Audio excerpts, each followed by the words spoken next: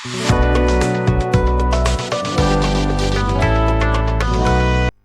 Guys, welcome to my channel. Guys, this is Manjeet and आज के video में हम बात करने जा रहे हैं पदार्थ विज्ञान पार्ट 1 के लास्ट टॉपिक, जो कि हमारा अभाव विज्ञानी होने वाला है। बेसिकली पिछले वीडियो में हम लोग ने बात किया था समवाय विज्ञानी के बारे में, जिसमें हम लोग ने समवाय संबंध क्या होता है, संयोग संबंध क्या होता है आदि विषयों के बारे में पढ़ा। अब हम देखेंगे अभाव विज्ञानी के बारे में। अभाव विज्ञानी में हम सबसे पहले देखने वाले हैं कि अभाव का परिचय। अभाव का परिचय क्या है, अभाव चीज़ क्या है, क्या विषय है अभाव, उन सभी चीज़ों के बारे में देखेंगे। तो बेसिकली हम अभाव की बात करते हैं तो जैसे कि हम लोग ने देखा है पिछले कुछ वीडियो से हम लोग कुछ पदार्थों की बात कर रहे हैं, ठीक है। तो जो वैशेषिक दर्शन है उन्होंने 7 पदार्थों का उल्लेख अपने दर्शन में किया है। वो है गुण, द्रव्य, कर्म, सामान्य, विशेष, समवाय और अभाव। लेकिन आयुर्वेद शास्त्र ने जो अभाव है उसको 7वें पदार्थ के रूप में स्वीकार नहीं किया है। अब चरक संहिता जो है वो क्या करती है, 2 पदार्थों का उल्लेख करती है। उसमें से एक है सत पदार्थ और दूसरा होता है असत पदार्थ। अब सत का यहाँ पे अर्थ होता है कि जिसकी सत्ता हो या जिसके होने का भाव हो, और असत का अर्थ होता है कि जिसकी सत्ता नहीं हो या फिर जिसके होने का भाव नहीं है। अब यही जो असत है चरक द्वारा बताया गया, उसी को हम अभाव के रूप में जान सकते हैं, ठीक है।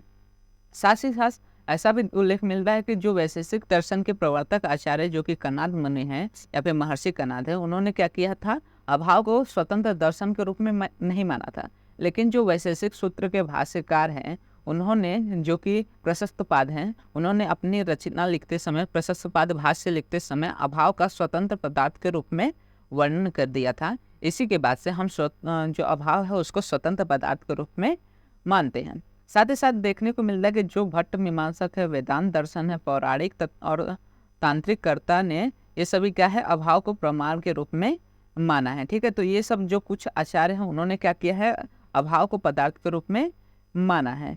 लेकिन और अन्य जो आयुर्वेद हो गया, ये सभी क्या है, जो अभाव है उसको पदार्थ के रूप में, स्वतंत्र पदार्थ के रूप में स्वीकार नहीं करते हैं। अब हम देखते हैं अभाव शब्द की व्युत्पत्ति के बारे में। तो अभाव शब्द जो है 2 शब्दों से बना है, एक अ और दूसरा भाव। यहाँ पे अ का अर्थ होता है नहीं होना, और दूसरा जो भाव है उसका अर्थ होता है सत्ता या फिर अस्तित्व। तो जो अस्तित्व में नहीं है या फिर जिसका होने का भाव नहीं है, उसे ही हम अभाव कहते हैं। अब अभाव के लक्षण की बात करें तो किसी वस्तु के न होने को अभाव कहा जाता है, ठीक है। अगर कोई वस्तु विशेष किसी काल विशेष में नहीं उपलब्ध है, जैसे हम बात करें इस परिस्थिति की, तो यहाँ पे मैं बैठा हुआ हूँ लेकिन यहाँ पे मेरे सामने भोजन नहीं है, मतलब यहाँ पे इस काल में भोजन का अभाव है। लेकिन ऐसा कहा नहीं जा सकता कि भोजन है ही नहीं, मतलब भोजन पूर्णतः शून्य है, ये नहीं कह सकते। यहाँ पे बस भोजन नहीं है, मतलब यहाँ पे सिर्फ भोजन का अभाव है, ठीक है। तो अभाव को शून्य नहीं समझना चाहिए, मतलब अभाव का मतलब ये नहीं कि वो कभी भी कहीं पे भी नहीं है। अभाव का अर्थ यह है कि वो उस काल विशेष में, उस समय पे, उस स्थान विशेष पे उपलब्ध नहीं है, ठीक है। तो किसी वस्तु को किसी विशेष स्थान में उपस्थित न होने को हम अभाव कह सकते हैं, लेकिन अभाव क्या है, पूर्णतः शून्यता नहीं है।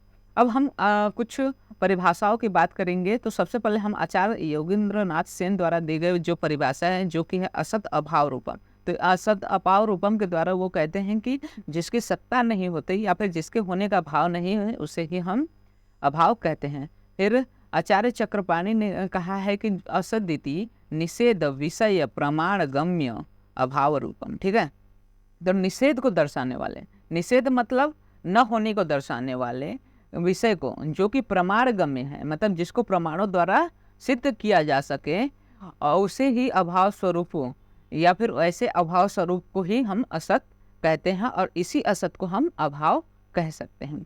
उसके बाद कुछ और मिलता है उनके परिभाषाओं में, जैसे भाव भिन्नत्व व प्रतियोगी ज्ञान अधीन ज्ञान विषयत्व अभावत्व। तो भाव से जो भिन्न को अभाव कहते हैं, ठीक है। भाव मतलब क्या, होना, और अभाव मतलब क्या, न होना। तो भाव से जो भिन्न है, मतलब होने से जो भिन्न है, उसको ही हम अभाव या फिर न होना कहते हैं।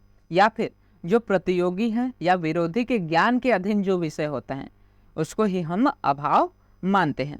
इसके बाद गतो अभाव भाव अभाव, मतलब अस्तित्व न होना अभाव कहलाता है। इसके अतिरिक्त हम अभाव के कुछ पर्याय की बात करें तो अनस्तित्व, फिर अनुपस्थिति, लोप, असत्ता, अविद्यमानता आदि ही क्या है, अभाव के पर्याय देखे जाते हैं। अब अभाव के भेद देखें तो बेसिकली अभाव जो है संक्षेप में उसके दो भेद कहेंगे, ठीक है, एक संसर्ग भाव और दूसरा होता है अनन्य भाव। तो इस प्रकार से जो अभाव है उसके दो भेद देखने को मिलते हैं, एक संसर्ग भाव और अनन्य भाव। तो जो संसर्ग भाव है वो तीन तरह के होते हैं, एक प्राग भाव, प्रध्वंस भाव और अत्यंता भाव, ठीक है। तो अभाव के सबसे पहले हम लोग ने दो भाग देखे, एक संसर्ग भाव और एक अनन्य भाव। अब संसर्ग भाव जो है उसके फिर से तीन भेद देखने को मिलते हैं, एक प्राग भाव, प्रध्वंस भाव तथा अत्यंता भाव। तो सबसे पहले हम संसर्ग भाव की बात करते हैं। संसर्ग भाव को हम कोरिलेशनल नॉन एग्जिस्टेंस कहते हैं, ठीक है। तो किसी एक वस्तु के संबंध में दूसरे वस्तु या फिर अन्य वस्तु के अभाव को हम संसर्ग भाव कहते हैं। मतलब एक वस्तु के संबंध में दूसरा वस्तु अनुपस्थित है तो उसको हम संसर्ग भाव कहेंगे। जैसे नल में पानी का न होना, तो यहाँ पे नल से संबंध लगा रहे हैं हम पानी का, तो नल से पानी का संबंध है लेकिन जो पानी है वो अनुपस्थित है, यहाँ पे जो भाव लगेगा वो होगा संसर्ग भाव।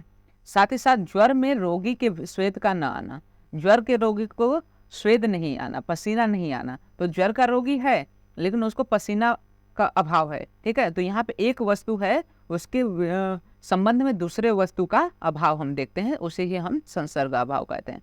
अब संसर्ग अभाव के तीन भेद जो हैं उनमें से सबसे पहले है प्राग अभाव।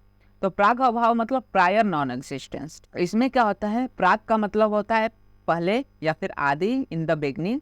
अभाव मतलब न होना, नॉन एग्जिस्टेंस मतलब जिसका आदि नहीं है परंतु अंत होता है, ठीक है। मतलब जो आदि नहीं है, जिसका कोई बिगनिंग नहीं है लेकिन उसका अंत अवश्य होता है, ऐसे अभाव को हम लोग प्राग अभाव कहते हैं। जैसे इसको ऐसे भी कह सकते हैं कि जो वस्तु है उसके उत्पत्ति के पूर्व के अभाव को हम प्राग भाव कहते हैं, ठीक है। जैसे पूर्वावस्था है, ठीक है, उसमें रोगों में व्याधियों के लक्षण का अभाव होता है। तो किसी मान के चलिए रोगी को व्याधि हुई है, किसी रुग्ण को व्याधि हुई है, तो उसमें व्याधि के रूप देखने से पहले कुछ पूर्व रूप देखते हैं, ठीक है। तो पूर्व रूप अवस्था में क्या होता है कि व्याधि के लक्षण नहीं देखते हैं, उसके अतिरिक्त अन्य लक्षण देखने को मिलते हैं। तो ऐसे में क्या होता है कि जो व्याधि है उसके लक्षण का यहाँ पे अभाव है, ठीक है। तो पूर्वा रूप में क्या होता है या फिर प्राग भाव में क्या होता है कि उसका आदि नहीं होता, उसका बिगनिंग नहीं होता लेकिन उसका अंत होता है। वैसे ही हम बात करेंगे दूसरे उदाहरण की, तो जो घट है, वस्त्र है, आदि कार्य क्या होते हैं, उनकी उत्पत्ति के पूर्व उनका क्या होता है, अभाव होता है। मतलब अगर मिट्टी है, उससे हम लोग ने जब तक घड़ा नहीं बनाया है तब तक क्या होता है, घड़े का अभाव होता है। तो यहाँ पे घड़े का बनने से पहले उसका अभाव रहता है, लेकिन एक बार घड़ा बन गया तो उसका अंत हो सकता है, उसको तोड़ा जा सकता है। इसीलिए क्या होता है, उत्पत्ति के पूर्व क्या होता है, घट का तो अभाव रहता है लेकिन उत्पत्ति के पश्चात उसका अभाव क्या होता है, हट जाता है। ये हो गया आपका प्राग भाव। उसके बाद हम देखते हैं प्रध्वंसा भाव। तो प्रध्वंसा भाव बेसिकली ये होता है कि इसमें क्या होता है कि प्रध्वंस मतलब बाद में, ठीक है। प्रध्वंस मतलब नष्ट होने के, विध्वंस जैसा हो गया तो नष्ट होने के पश्चात, और अभाव मतलब नष्ट होने का अभाव, नष्ट होने के पश्चात जो अभाव होता है उसे हम प्रध्वंसा भाव कहते हैं। मान के चलो कहीं पे एक वृक्ष है, ठीक है, अब वृक्ष को हम लोग ने काट दिया, अब काटने के बाद उसका क्या होगा, वृक्ष का वहाँ पे अभाव हो गया, ऐसे अभाव को हम प्रध्वंसा भाव कहते हैं। जैसे घड़ा हम लोग ने बनाया, अब घड़े को हम लोग ने तोड़ दिया, तो अब घड़े का तो पहले भाव था लेकिन टूटने के बाद उसका अभाव हो गया। तो जो अभाव नष्ट होने के पश्चात बनते हैं ऐसे अभाव को हम लोग प्रध्वंसा भाव कहते हैं, ठीक है। तो प्रध्वंसा भाव क्या हो गया कि नष्ट होने के पश्चात जो अभाव होता है उसे हम प्रध्वंसा भाव कहते हैं। अब कार्य की उत्पत्ति के बाद यह अभाव देखा जाता है, क्योंकि अगर जो चीज़ है ही नहीं उसका अभाव तो हम वापस नहीं क्रिएट कर सकते। अगर वृक्ष पहले से था ही नहीं तो उसका विनाश कैसे होगा, उसको नष्ट कैसे करेंगे। इसीलिए जो पहले रहता है लेकिन बाद में उसको नष्ट किया जाता है, तो नष्ट होने के पश्चात जो अभाव होता है उसे हम प्रध्वंसा भाव कहते हैं। इसका दूसरा उदाहरण देखते हैं कि व्याधि की चिकित्सा के पश्चात रोगी में व्याधि के लक्षणों का अभाव। अब पहले क्या होता है कि कोई रुग्ण है, मतलब कोई व्याधित पुरुष है, कोई पेशेंट है, उसमें क्या रहेंगे, व्याधि के लक्षण, साइंस और सिम्टम्स देखने को मिलेंगे। लेकिन एक बार वो रोगी औषध द्वारा ठीक हो गया तो उसमें क्या हो जाएगा, व्याधि के लक्षणों का अभाव हो जाएगा। तो ऐसे अभाव को हम लोग प्रध्वंसा भाव कहते हैं। इसके बाद हम तीसरा जो अभाव देखते हैं वो होता है अत्यंता भाव। अत्यंता भाव को एब्सोल्यूट या फिर इटर्नल नॉन एग्जिस्टेंस कहते हैं। अब इसमें क्या होता है कि यह अभाव क्या होता है, त्रिकाल मतलब तीनों काल में, जो कि वर्तमान काल, भूतकाल, भविष्य काल, तीनों में बना होता है। मतलब इसमें क्या होता है कि जो न वस्तु पहले कभी थी, न कभी है, न कभी होगी, मतलब तीनों कालों में उसका अभाव है। ऐसे अभाव को हम लोग अत्यंता अभाव कहते हैं। जैसे दो वस्तुओं का संसर्ग या किसी भी संबंध में किसी भी काल में संबंध हो तो उसे अत्यंता भाव कहते हैं। अगर इसका उदाहरण मैं बताऊं तो जैसे शारीरिक और मानसिक दोषों से रहित व्यक्ति में न कभी व्याधि हुई है, न कभी है होगी, न कभी है। ठीक है, तो ऐसे व्यक्ति में क्या होता है, व्याधि का हमेशा अभाव रहता है। ठीक है, तो ये मान सकते हैं। साथ ही साथ आकाश में रूप का अभाव होता है। जैसे आकाश महाभूत है, आकाश महाभूत का विशेष गुण होता है शब्द। आकाश महाभूत में कभी भी न रूप था, न रूप है, न कभी भी रूप रहेगा। मतलब आकाश जो महाभूत है वो हमेशा क्या रहेगा, अदर्शनीय रहेगा, जिसका कोई भी भाव नहीं है, वो हमेशा अभाव रूप ही रहेगा। ठीक है, तो ये हो गए आपके तीनों संसर्गा भाव के प्रकार। इसके बाद हम आगे बात करेंगे अन्योन्या भाव की बात। ठीक है, तो अन्योन्या भाव मतलब क्या होता है, तद असात्म्य संबंध अविच्छिन्न प्रतियोगियों के अभाव अन्य अभाव। तो इसमें क्या बताया गया, जो अभाव तदात्म्य संबंध, मतलब दो वस्तु हैं तो उनके परस्पर अभिन्न होने के कारण और प्रतियोगी वाला होता है, ऐसे अभाव को, मतलब जो अभाव क्या होता है, दो वस्तुओं के परस्पर संबंध अभिन्न संबंध के कारण हमेशा क्या होता है, प्रतियोगी वाला होता है, ऐसे भाव को हम लोग अन्योन्या भाव कहते हैं। इसको हम दूसरी तरह से बता सकते हैं कि एक वस्तु में दूसरी वस्तु का, एक वस्तु का दूसरी वस्तु में, या फिर एक वस्तु में दूसरी वस्तु का अभाव अन्योन्या भाव का। वही संसर्गा भाव क्या होता था कि एक वस्तु के संबंध में दूसरे वस्तु का अभाव, और यहाँ पे क्या है, अन्योन्या भाव का मतलब कि एक वस्तु में दूसरे वस्तु का अभाव। ठीक है, जैसे उदाहरण की बात करें तो घट का पट में अभाव, तो घट जो है मतलब मिट्टी का जो बर्तन है उसमें पट मतलब घड़ा में वस्त्र नहीं हो सकता, घड़ा क्या है, कभी भी वो वस्त्र नहीं हो सकता। वैसे ही मधुर रसात्मक द्रव्य में कटु रसात्मक द्रव्य के गुणों का अभाव होता है। ठीक है, तो अगर मधुर रसात्मक द्रव्य है मतलब मीठा द्रव्य है, तो उसमें कटु मतलब तीखा द्रव्य जो रहेगा उसका अभाव देखने को मिलता है। तो ये थे हमारे अभाव के कुछ भेद के बारे में। अब हम बात करेंगे कि अभाव को भिन्न पदार्थ मानने की क्या, मतलब स्वतंत्र पदार्थ मानने की क्या आवश्यकता पड़ेगी। तो बेसिकली जिस तरह वस्तु का ज्ञान प्रत्यक्ष से होता है, ठीक है, अब कोई भी वस्तु है, अभी हम लोग ये प्रत्यक्ष अनुमान ये सब आगे पार्ट 2 में पढ़ने वाले हैं। ठीक है, तो अभी हम बस देख रहे कॉन्सेप्ट क्या है। तो जिस तरह क्या होता है, अगर मैं किसी वस्तु को देख रहा हूँ, जैसे मेरा हाथ है, ठीक है, तो इसको मैं देख रहा हूँ तो मेरे चक्षुर इंद्रिय क्या कर रहे हैं, इसका प्रत्यक्ष भाव कर रहे हैं, मतलब प्रत्यक्ष इसका ज्ञान कर रहे हैं। ठीक है, उसी तरह उसके अभाव का भी ज्ञान प्रत्यक्ष होता है। जैसे यहाँ पे खाना नहीं है, तो खाना नहीं है तो इसका भी तो चक्षुर इंद्रिय क्या कर रही है, ज्ञान कर रही है कि यहाँ पे खाना नहीं है। तो इस तरह से वो बोल रहे हैं कि जिस तरह हम वस्तु के होने का ज्ञान प्रत्यक्ष द्वारा होता है, उसी तरह वस्तु के न होने का भी ज्ञान तो प्रत्यक्ष द्वारा ही होता है। तो जिस प्रकार वस्तु का प्रत्यक्ष अस्तित्व रहना वास्तविक है, मतलब वस्तु है और उसका प्रत्यक्ष ज्ञान है, तो मतलब वस्तु है। ठीक है, तो उसी प्रकार क्या है, उसके न होना भी तो वास्तविक है। अगर होना वास्तविक है मतलब मेरा हाथ है, तो हाथ क्या है, वास्तविक है। उसी प्रकार यहाँ पे भोजन नहीं है तो भोजन का न होना भी तो वास्तविक है। तो इसीलिए क्या होता है, अभाव की सत्ता को अस्वीकार नहीं किया जा सकता, और ऐसा करना क्या होगा, भ्रामक होगा। ठीक है, साथ ही साथ दूसरा क्या तर्क मिलता है कि पदार्थ उसे कहते हैं जिसे शब्दों के द्वारा व्यक्त किया जा सके। जैसे पदार्थ का डेफिनेशन है, हम देख लेते हैं, तो पदस्य अर्थ पदार्थ, मतलब पद के अर्थ को पदार्थ कहते हैं हम। तो जिसको पद के द्वारा व्यक्त किया जा सका है या फिर शब्दों के द्वारा व्यक्त किया जा सके, ऐसे ही चीज़ों को या वस्तु को हम पदार्थ कहते हैं। अब अभाव को भी शब्दों के द्वारा व्यक्त किया जा सकता है। किसी वस्तु के अभाव को हम कह सकते हैं कि यह वस्तु अनुपस्थित है। जैसे मैं बोल रहा हूँ कि खाना नहीं है यहाँ पे, तो हम बता रहे हैं ना, वस्तु हम वर्णों में, पदों में हम उस चीज को व्यक्त कर पा रहे हैं कि ये चीज अनुपस्थित है। तो ऐसे में क्या हो रहा है कि जैसे हम कहते हैं कि पदार्थ वो है जिसको शब्दों द्वारा व्यक्त, तो यहाँ पे उसकी अनुपस्थिति मतलब अभाव को भी तो हम शब्दों द्वारा व्यक्त करें। ये भी तर्क कहता है कि अभाव को मानना उचित होगा। इसके बाद कुछ और तर्क की बात करें तो अभाव को नहीं माना जाए तो संसार की समस्त वस्तुएं क्या हो जाएंगी, नित्य हो जाएंगे। तो वस्तुओं का नाश कभी नहीं होगा ही नहीं। मान के चलिए कोई वस्तु है, जैसे पेड़ है, वृक्ष है एक, अगर हम अभाव को नहीं मानते तो वृक्ष है, तो वृक्ष कभी भी नष्ट नहीं होना चाहिए, न वो टूटना चाहिए, न जलना चाहिए, क्योंकि अगर वो गायब हो रहा है मतलब वहाँ से उसका अस्तित्व मिट रहा है, मतलब मिट रहा है मतलब अभाव हो रहा है उसका। तो अगर वस्तु अभाव नहीं होता तो वो कहाँ जा रहा है वस्तु, ठीक है। ये भी सोचने वाली बात है कि अगर अभाव नहीं है तो वो वस्तु जा कहाँ रही है।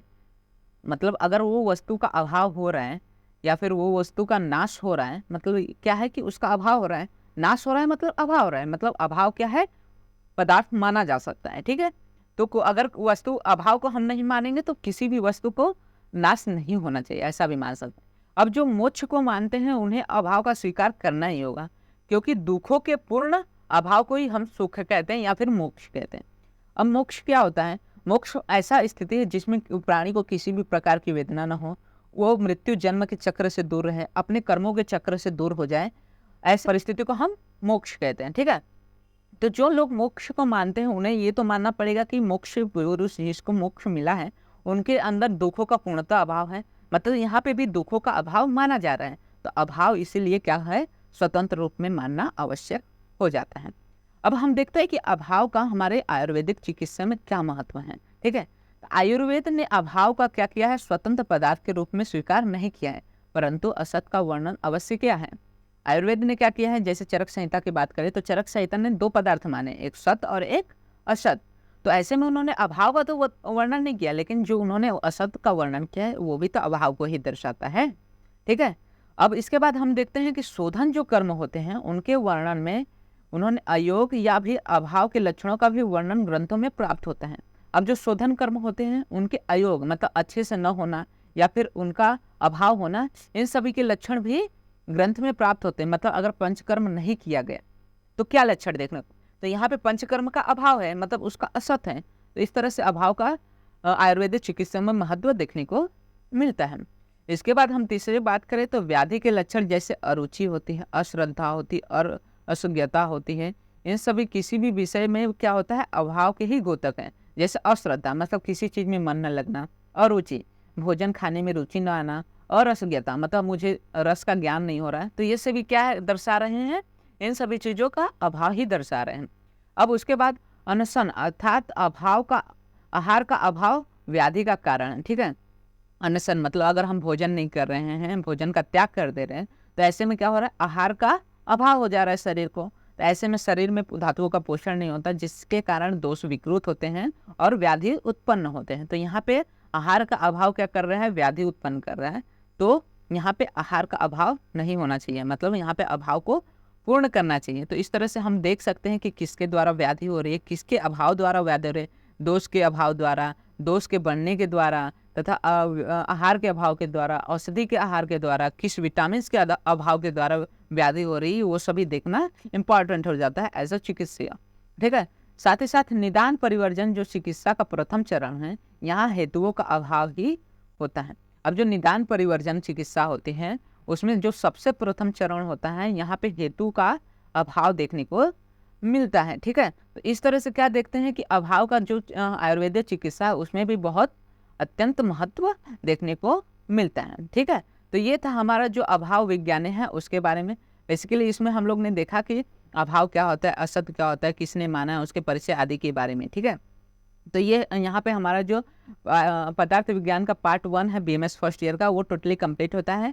आगे हम बात करेंगे पदार्थ विज्ञान पार्ट 2 के, जिसमें हम लोग परीक्षा प्रमाण, अपतोपदेश प्रमाण आदि के बारे में बात करेंगे। साथ ही साथ अगर आपको वीडियो अच्छा लगा तो वीडियो को लाइक कीजिए एंड चैनल को सब्सक्राइब कीजिए। एंड आप हमारे टेलीग्राम चैनल को भी फॉलो कर सकते हैं, वहाँ पे आपको BMS से रिलेटेड सारे अपडेट्स मिल जाएंगे, आपको सारे मटेरियल्स प्रोवाइड हो जाएंगे। एंड आप हमारे इंस्टाग्राम चैनल को भी फॉलो कर सकते हैं, वहाँ पे डेली लाइफ से रिलेटिव थिंग्स जो भी रहते हैं आयुर्वेदिक चिकित्सा आदि के बारे में पोस्ट अपडेट्स होते रहते हैं, तो आप वहाँ पे भी हमें फॉलो कर सकते हैं।